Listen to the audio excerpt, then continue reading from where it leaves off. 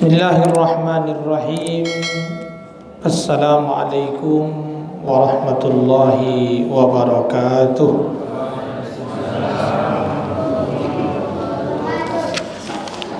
Alhamdulillahi rabbil alamin. Wassalatu wassalamu ala ashrafil mursalin wa ala alihi wa sahbihi ajma'in. Bersyukur kita kepada Allah dengan mengucapkan Alhamdulillah, salawat dan salam kepada Nabi kita dengan mengucapkan Allahumma salli ala Sayyidina Muhammad wa ala ali Sayyidina Muhammad.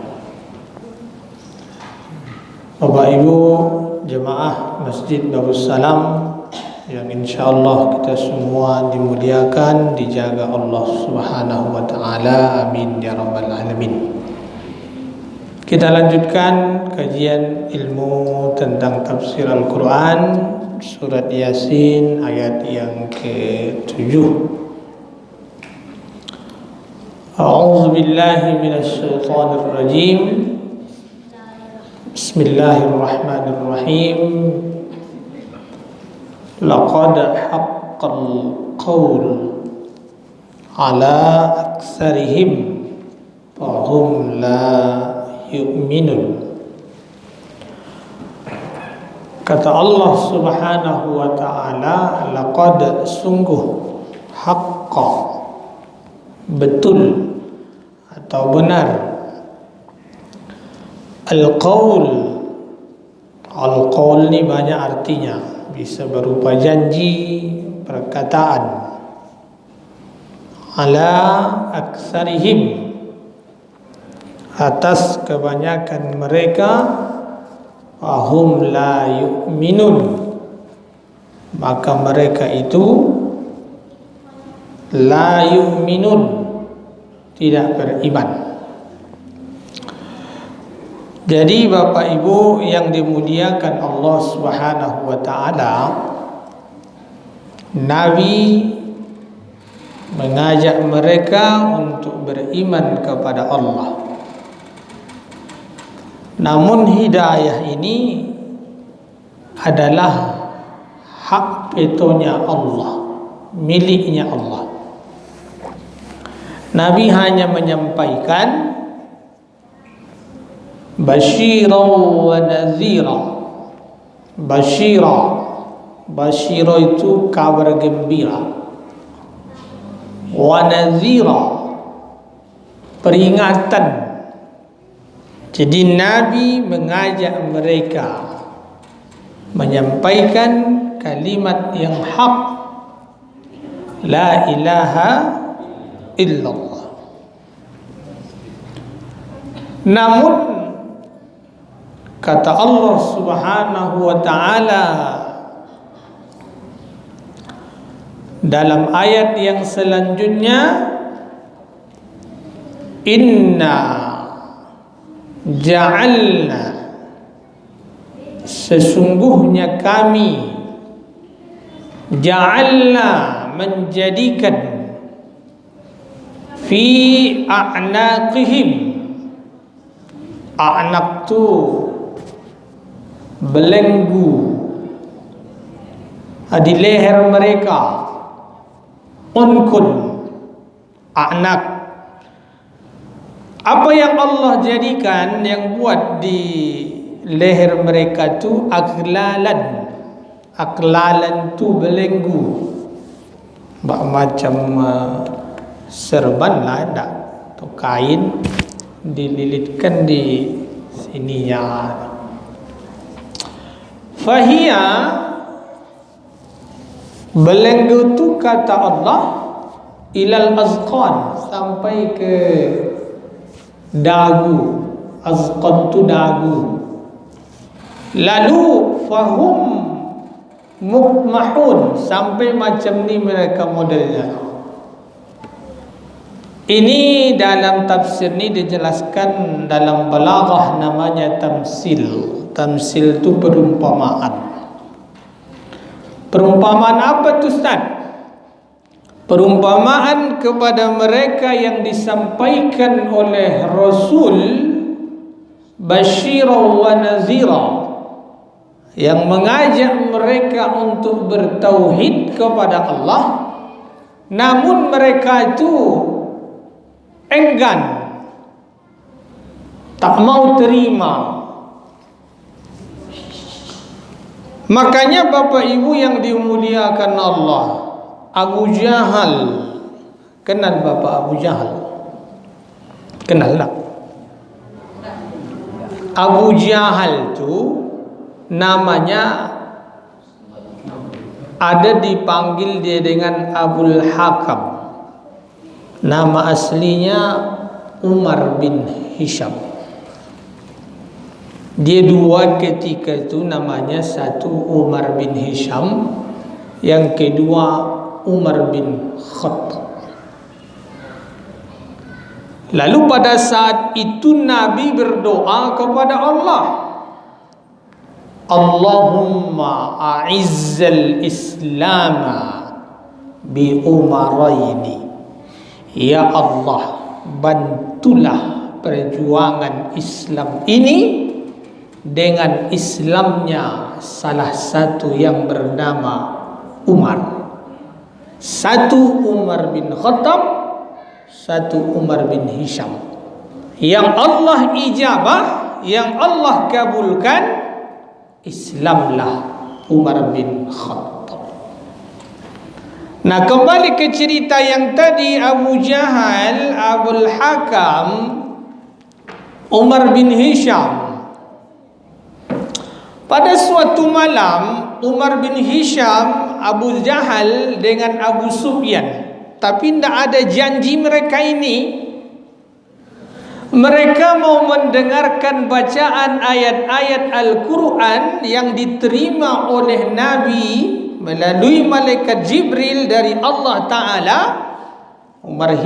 Abu Sufyan pergi dahulu, lalu nyusul Abu Jahal. Ini pas mereka mendengarkan bacaan itu sama-sama tak tahu ini. Lalu mau pulang, di pertengahan jalan jumpa, bahasa awaknya bersobok. Tahu bahasa sobok tak? Bersobok. Sobok itu bahasa Minang.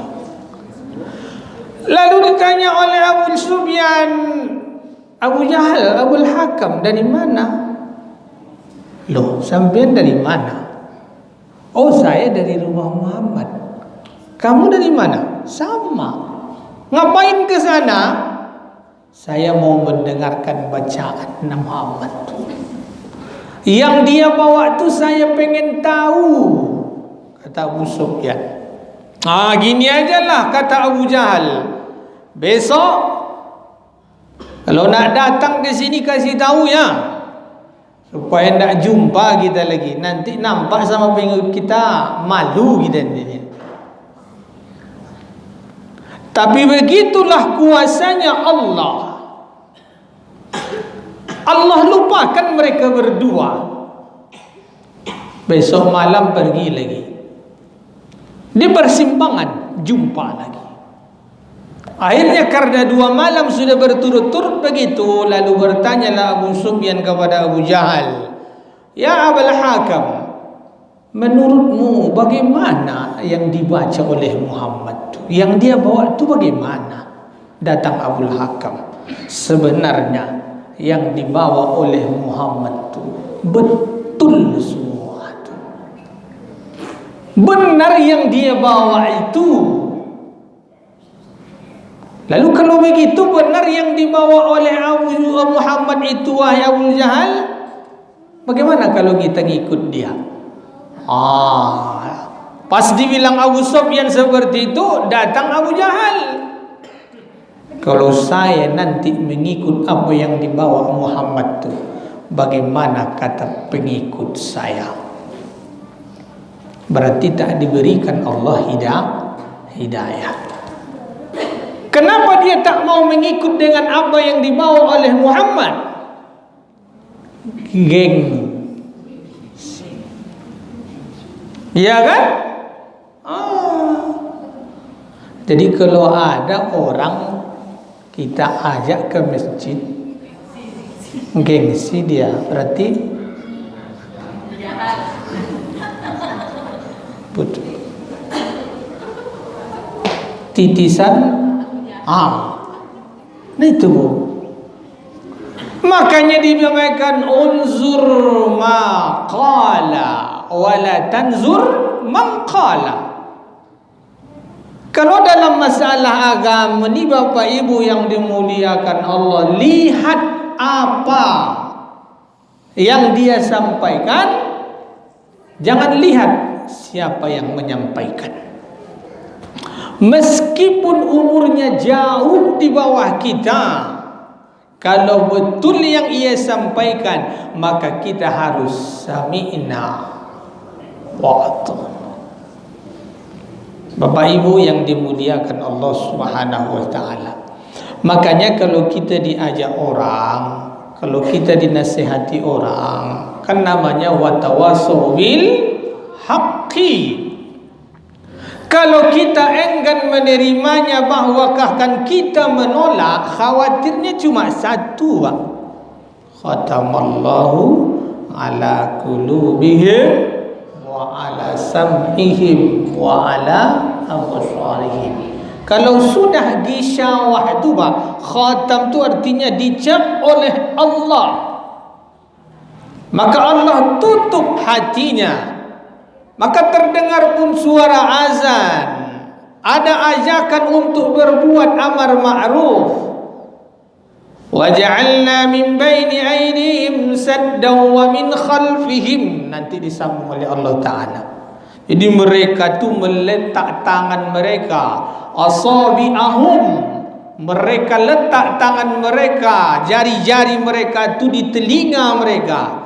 Itu adalah tamsil, perumpamaan. Bukan mereka meletak jari ini ke telinga mereka, tidak. Memang sudah Allah tutup. Tak ada lagi yang bisa membuka hidayah itu kecuali Allah. Maka Bapak Ibu yang dimuliakan Allah Subhanahu wa taala, kalau masalah yang seperti ini kita selalu meminta kepada Allah supaya hidayah itu tetap ada pada kita. Maka pernah kita sampaikan, Allahumma inni as'alukal huda wat tuqa wal afafa wal ghina. Ini doa ni Bu. Minta kepada Allah supaya diberikan Allah selalu istiqamah. Istiqamah datang ke masjid, istiqamah dalam beribadah, solat tahajud, solat duha dan macam-macam ibadah lainnya. Lalu juga Allah bimbing kita dalam hidayah.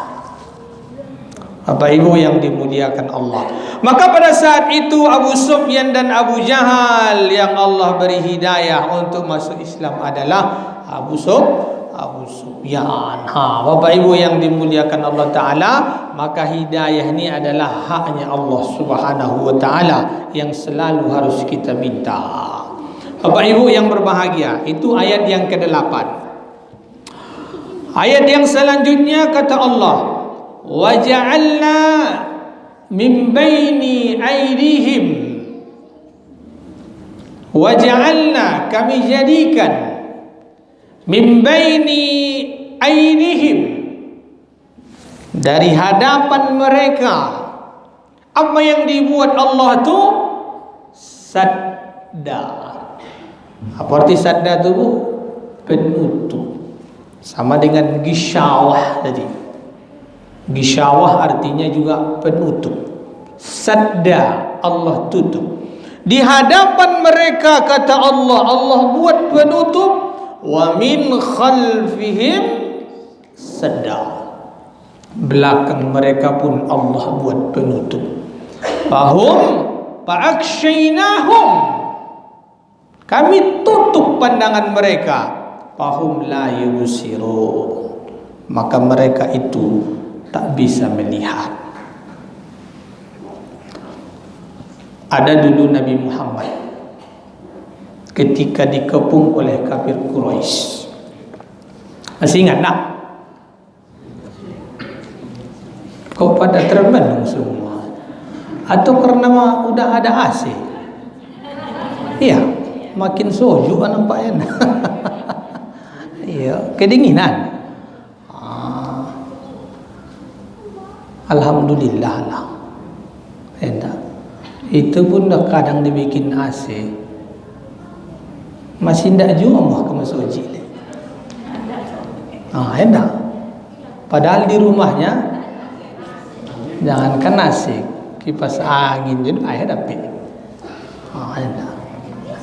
Bapak Ibu yang dimuliakan Allah, tidak ngantuk loh kan?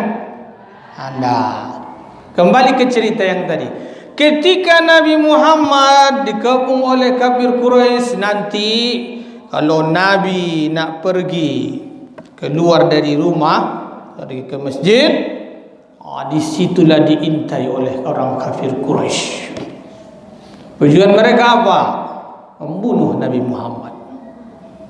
Maka pada saat itu yang menggantikan tempat posisi tidur Nabi Muhammad adalah menantunya Ali bin Abi Thalib. Keluarlah Nabi dengan Abu Bakar yang pada saat itu mereka orang kafir Quraisy dan mengintai, tapi kuasa Allah, wa makaru makrallah, mereka membuat tipu daya dengan Allah Subhanahu wa taala. Tapi kata Allah, wallahu khairul makirin, Allah lah sebaik-baik pembuat tipu daya. Dalam satu keterangan dijelaskan, dibacalah oleh Nabi, wa ja'alna min baini aydihim saddaw wa min khalfihim saddaw fa akshaynahum wa hum la yubsirun. Tak tahu mereka Nabi dengan Abu Bakar pergi. Udah mau hampir siang, ditengok. Ini betul Nabi atau tidak? Tidak juga bangun-bangun. Penasaran mereka buka rumah tadi. Nak berpancung macam buah. Ini buka oleh Ali. Hanya tak hajinya. Mana Nabi Muhammad? Ternyata Nabi sudah pergi. Ini Nabi yang baca nih. Di kalau bapak ibu tak pakai helm, ada polisi razia, baca kok tidak mampan di rumah. Itu beda. Apa amat? Kata Ustaz, orang kafir Quraisy waktu itu dibaca oleh Nabi ini tidak nampak sama mereka Nabi Muhammad. Cuba ya. Kalau kebetulan mempan, itu bukan karena ayat ini, ya kan?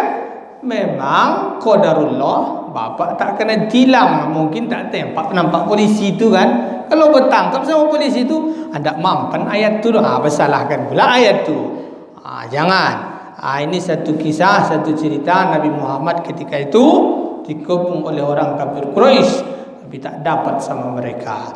Artinya Bapak Ibu yang dimuliakan Allah Subhanahu wa taala, kemudian kata Allah, engkau berikan petunjuk, engkau berikan mereka basyiran wa nazira. Engkau ajak mereka kepada kalimat hak, kalimat yang benar, la ilaha illallah. Jadi kalimat yang benar itu itulah tu Pak, kalimat tu haqqin. Jadi kalau Bapak Ibu sedang berzikir la ilaha illallah tu, supaya dapat khusyuknya itu kan ada penutupnya itu Pak. La ilaha illallah.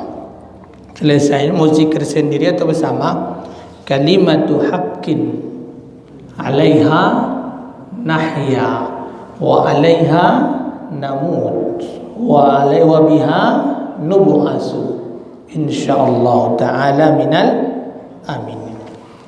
Jadi kalau kita berzikir tu awal lagi la ilaha illallah, la ilaha illallah, kalimatu haqqin alaiha, dengan la ilaha illallah itulah nahya, kami hidup, wa namut, dan kami mati. Makanya sampai kata Rasulullah, kalau sanggup Bapak Ibu kita semua menyebutkan la ilaha illallah di akhir hayat kita, apa nak jaminan Rasul? Dakhalal jannah, masuk surga. Tapi tak semudah yang dibayangkan menyebutkan la ilaha illallah. Orang yang membiasakan menyebut la ilaha illallah ini nanti pun akan dibantu Allah. Apa kata Allah dalam Al-Quran? Yusabbitullahu alladhina amanu bil qawlis sabit. Allah tetapkan orang-orang yang beriman, lisan mereka itu mampu menyebutkan al-qaul as-sabit. Mana qaul yang sabit itu? La ilaha illallah. Itulah dia. Mudah saja lisan kita nanti, tapi dengan catatan membiasakan. Ada namanya Bapak Ibu riyadah. Apa tu riyadah tu Ustaz? Olahraga. Bukan olahraga badan, tidak, tapi olahraga hati.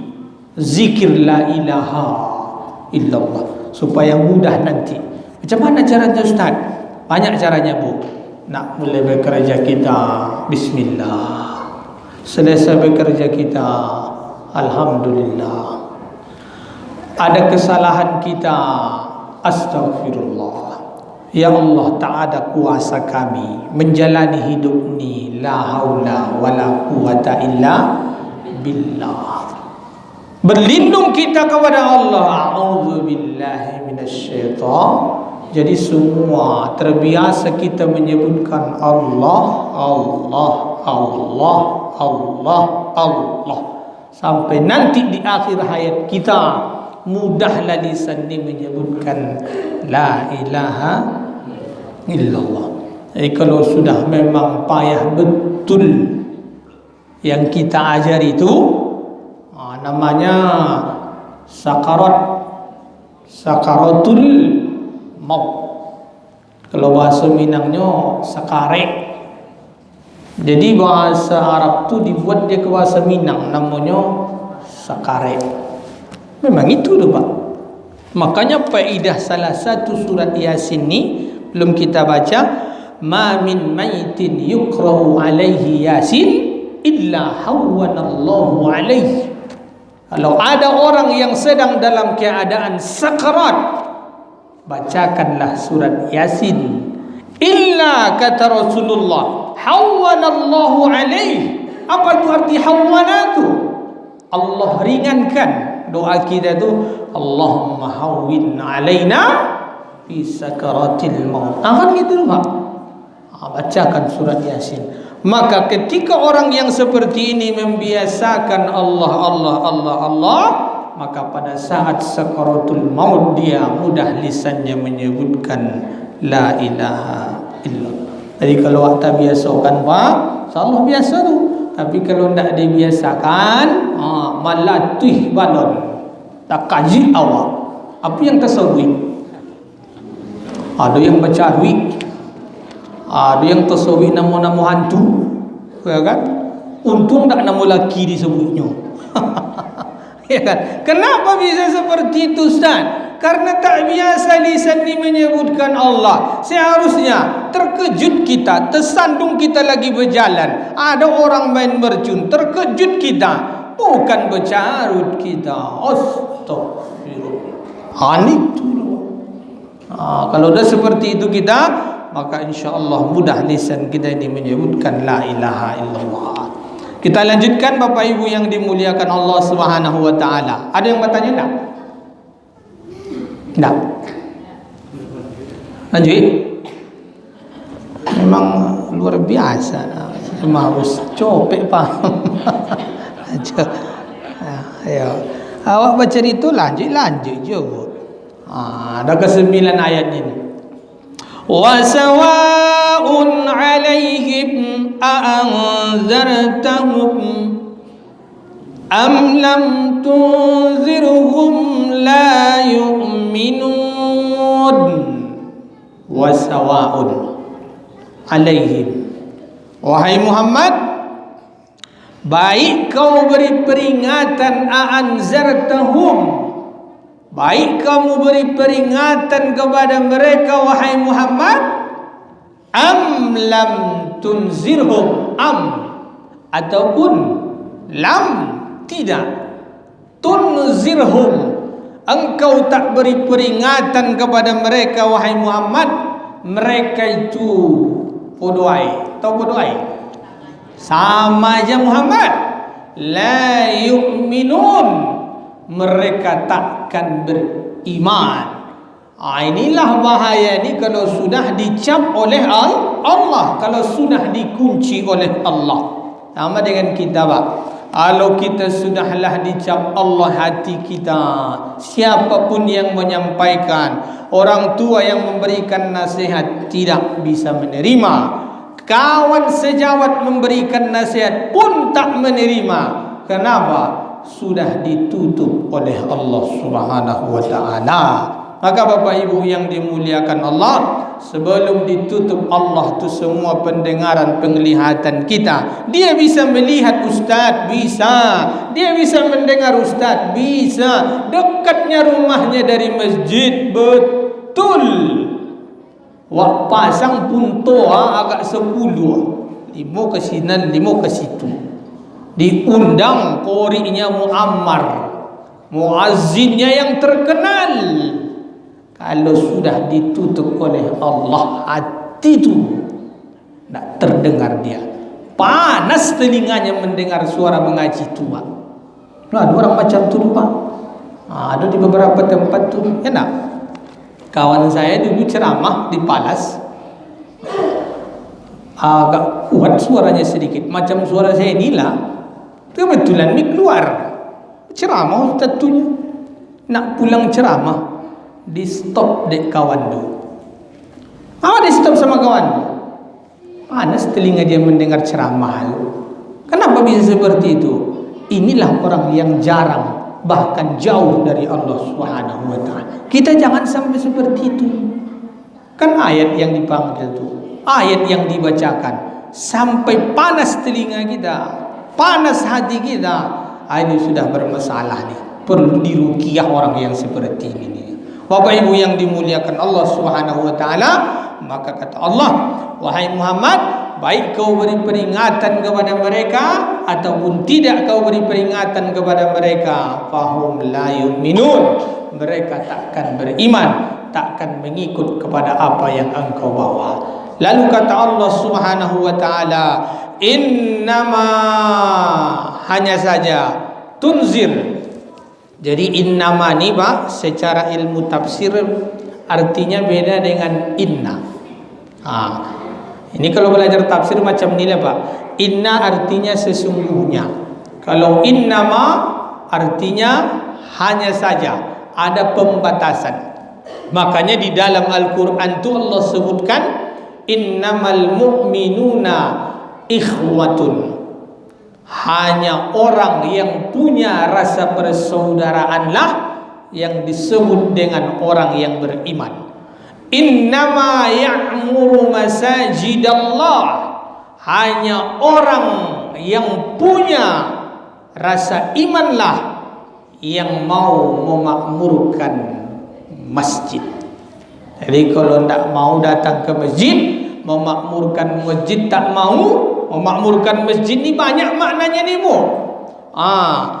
Mewakafkan sajadah, mewakafkan semen, bersedekah makanan, bersedekah minuman, membantu pembangunan masjid, terutamanya mengisi rumah Allah ni. Inilah yang disebut dengan orang-orang yang memakmurkan masjid. Maka dibatasi oleh Allah, innama ya'muru masajidallahi man amana billahi wal yaumil akhir. Hanya orang-orang yang beriman, yang ada rasa imannya, Pak, yang mau datang memakmurkan masjid. Jadi Ustaz bilang orang yang tak mau ke masjid memakmurkan masjid itu tak beriman. Bukan saya yang bilang, Bu, Allah yang membatasi. Makanya sama dengan tadi, innamal mu'minuna ikhwah. Hanya orang yang berimanlah yang punya rasa persaudaraan. Jadi kalau misalnya tak ada rasa persaudaraan dalam diri Bapak Ibu, melihat saudara kita yang kekurangan, yang mereka dalam kemalangan, kita tak ada antipati dengan mereka, kita ada tak simpati dengan mereka, maka sesungguhnya persaudaraan kita sesama orang beriman belum ada, kata Allah Subhanahu wa taala. Kembali kepada yang tadi, innama tunzir, wahai Muhammad, hanya saja engkau memberi peringatan manittaba'a. Apa itu manittaba'a? Man, orang, ittaba'a, yang mengikut, az-zikra. Apa arti az-zikra itu?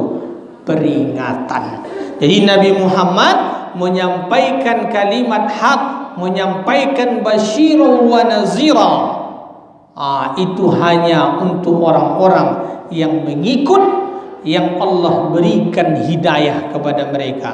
Maka Nabi Muhammad sallallahu alaihi wasallam hanya tugasnya memberikan, innama anal qasim, kata Nabi, saya hanya menyampaikan saja. Wallahu yu'ti, Allah lah yang memberikan hidayah. Jadi Bapak Ibu yang dimuliakan Allah, dari sini apa kita ambil hikmahnya? Nabi sudah mengajak mereka untuk beriman kepada Allah, untuk takut kepada Allah, supaya mereka tak menyembah al-asnam, tak menyembah berhala lagi. Namun mereka juga tak mengikut, mereka tak diberikan petunjuk oleh Allah. Ini apa hikmahnya? Bahwasanya kita ini hanya menyampaikan saja. Sama dengan kalau kita tarik ke diri kita, Bang, kalau ada saudara kita, anak kita, kita ajak, kita kasih tahu, tapi juga tak mau-mau, jangan sampai keluar kata-kata yang kotor. Ya kan? Di rumah tuh kalau anak tak mau disuruh sholat, ya perlahan, tidak harus mengeluarkan kata-kata. Nyo, anak ndak mau disuruh sholat, tidak mau disuruh ke masjid, keluar semua yang di kebun binatang Bukit Tinggi itu tidak boleh itu, Pak. Salah kita dalam mendidik. Nabi Muhammad saja mengatakan, saya ini hanya menyampaikan saja, Allah lah yang memberikan hidayah. Sama dengan kita. Kenapa kadang-kadang dakwah kita ini tak berhasil, Pak? Karena kadang-kadang kita lebih banyak dakwah dengan qaul, dakwah dengan perkataan, ketimbang dakwah perbuatan. Kalau saat sekarang ini Nabi Muhammad lebih banyak mencontohkan dakwah dengan perbuatan ketimbang juga dengan diiringi dengan perkataan. Kita kalau mengajak orang, Pak, mengajak anak, mengajak saudara, keluarga kita, yang paling utama adalah berdakwah dengan perbuatan. Macam mana tu dakwah dengan perbuatan, Ustaz? Kita buat contohnya balik. Sesudah solat maghrib tu, Pak, kalau ada wirid di sini, alhamdulillah duduk kita di sini. Anak pun ngikut dia tu. Kalau misalnya ada program tahsin Quran di sini, duduk kita di sini, anak pun tu ngikut dia. Ataupun kalau misalnya tak ada acara di malam-malam yang lain di masjid kita ni antara maghrib dan isya, balik kita ke rumah. Balik kita ke rumah, tak usah bapak ibu ngomong, tak usah berbicara, ambil saja Al-Quran tu, duduk kita di situ, baca Quran tu, anak akan mengikut dari belakang, dia pun mengambil Al-Qurannya. Tapi kalau sampai kita ke rumah, anak kita suruh mengaji, ayo ngaji lang lain, bacalah Al-Quran tu, kata awak. Kita tak mengaji, malah kita main handphone, malah kita menonton TV. Apalagi ibu-ibu sekarang, apa sinetron yang lagi apa dulu? Tak tahu doa, alhamdulillah. Saya pun tak tahu juga. Nanya juga kan. Kalau ibu menonton anak disuruh mengaji, tak akan berhasil, Pak. Dibukanya, Auzubillahi minasyaitonirrajim. Lama-lama entoknya tu. Kenapa? Karena orang tua tidak memberikan contoh yang terbaik. Disuruh anak ke masjid, tak usah suruh, Pak. Kalau bapak ibu di rumah berkumandang suara azan, sudah berkumandang tarhim, sudah berkumandang ayat suci Al-Quran, tak usah suruh. Kalau bapak ambil peci, ambil sarung, berangkat. Ibu ambil mukena berangkat, anak tu takkan mau dia di rumah, berangkat juga dia tu Pak. Inilah namanya dakwah dengan perbuatan. InsyaAllah berhasil. Tapi kalau hanya menyuruh saja, inilah kadang-kadang disuruh anak pergi ke masjid, bapak ibu masih kita di rumah saja. Pergi dia memang terpaksa dia pergi ke masjid tu. Pergi dia ke masjid, tapi di simpang belok dia. Itulah tu. Jadi bapak ibu yang dimuliakan Allah Subhanahu wa taala, supaya kita ini selalu diridhoi oleh Allah Subhanahu wa taala, selalu diberikan Allah hidayah, maka orang-orang kita harus sesuai dengan perkataan dan perbuatan. Maka kata Allah Ta'ala ini pada ayat surat Yasin ini, engkau hanya memberikan peringatan kepada orang-orang yang Allah berikan hidayah. Wa khasyir rahman. Apa itu khasyah tu? Khasyah artinya takut.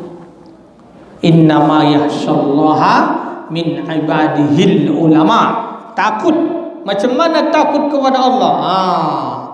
Takut dalam kesendirian, takut dalam keadaan orang banyak.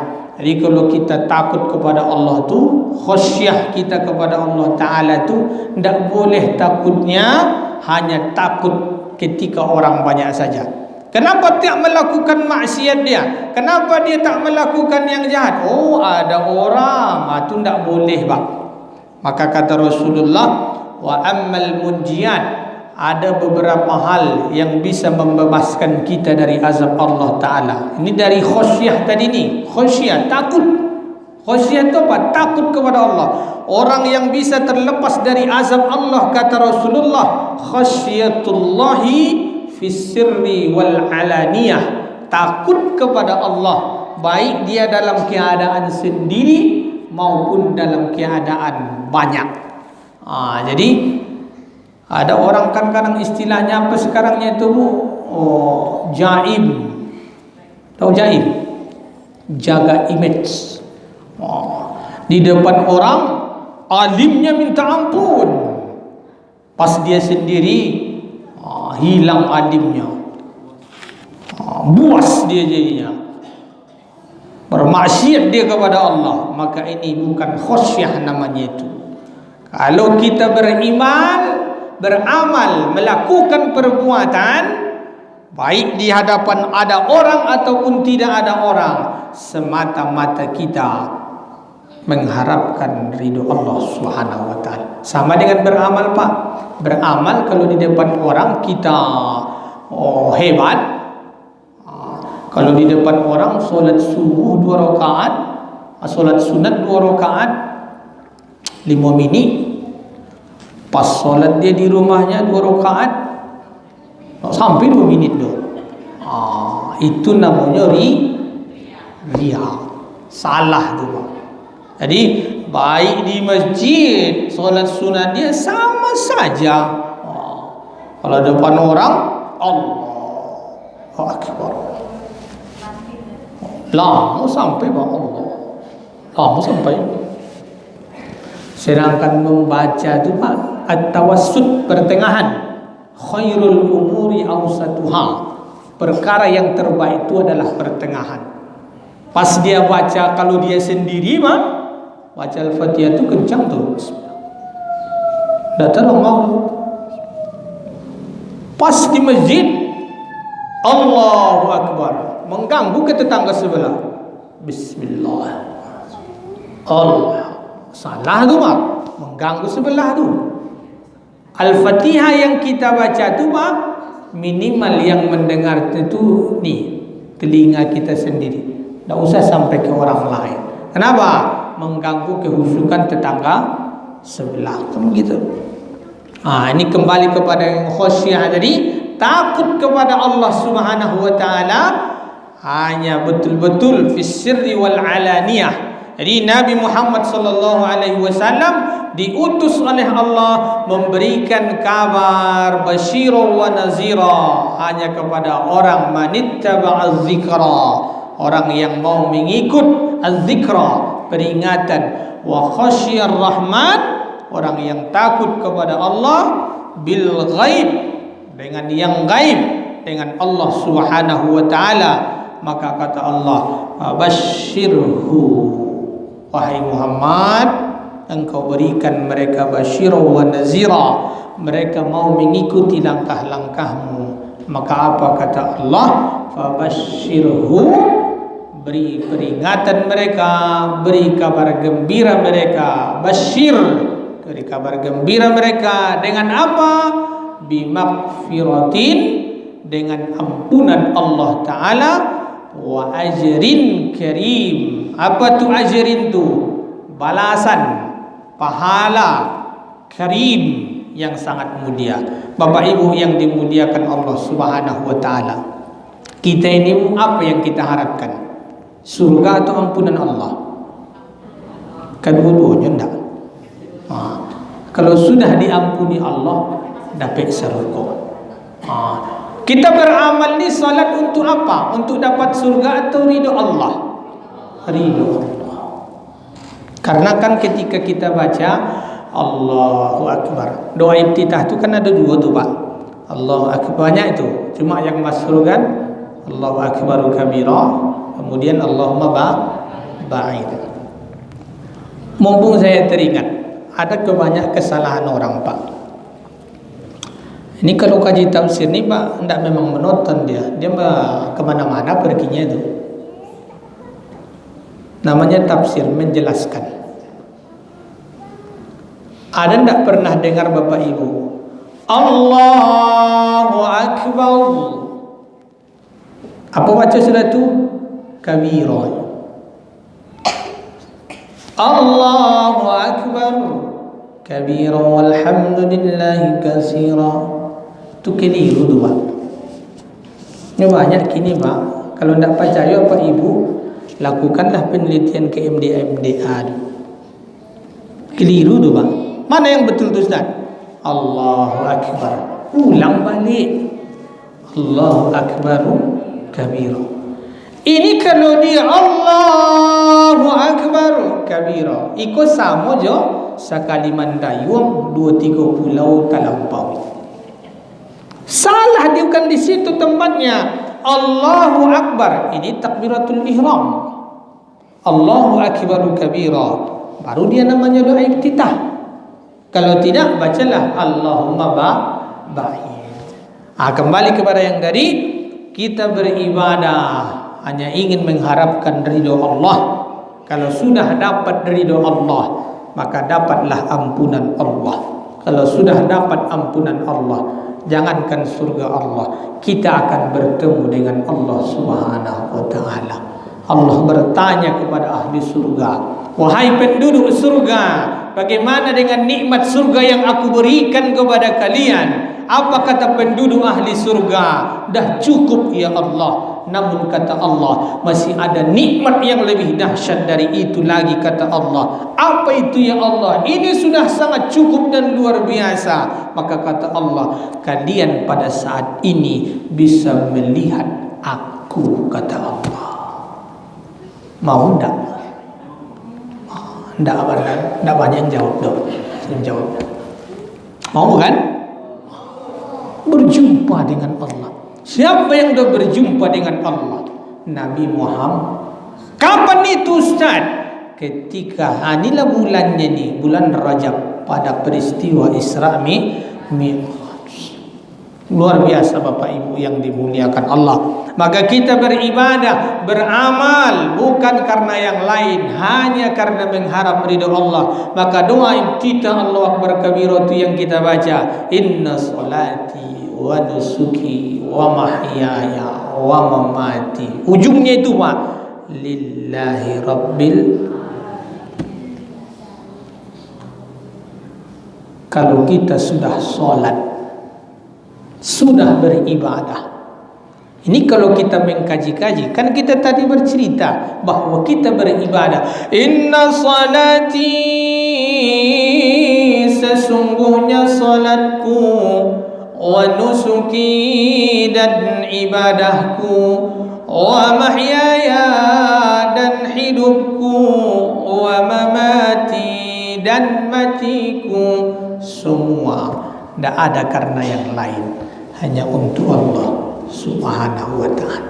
Salat bapa, salat ibu, datang ke masjid, berimpak, bersedekah, berwakaf ke masjid ini, makmurkan masjid, bukan nak dipuji orang, bukan nak dilihat orang, semua karena Allah Ta'ala. Kalau sudah karena Allah, bapa ibu berbuat di masyarakat, kalau dipuji orang, balikkan pujian itu kepada Allah. Kalau dicaci orang, udah betul yang kita kerjakan, baik yang kita lakukan, tapi salah di mata orang, banyak yang menghujat karena kita berbuat bukan untuk manusia, berbuat hanya untuk karena Allah. Ketika dihujat orang, ingat saja barangkali ini cobaan dari Allah.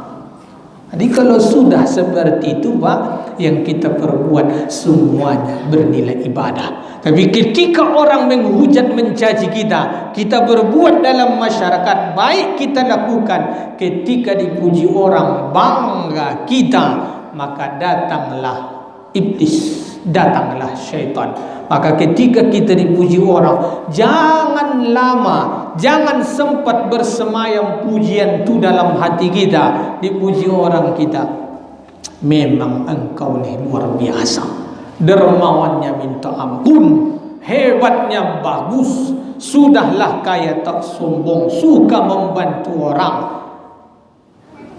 Jangan kita bangga, tapi ucaplah alhamdulillah.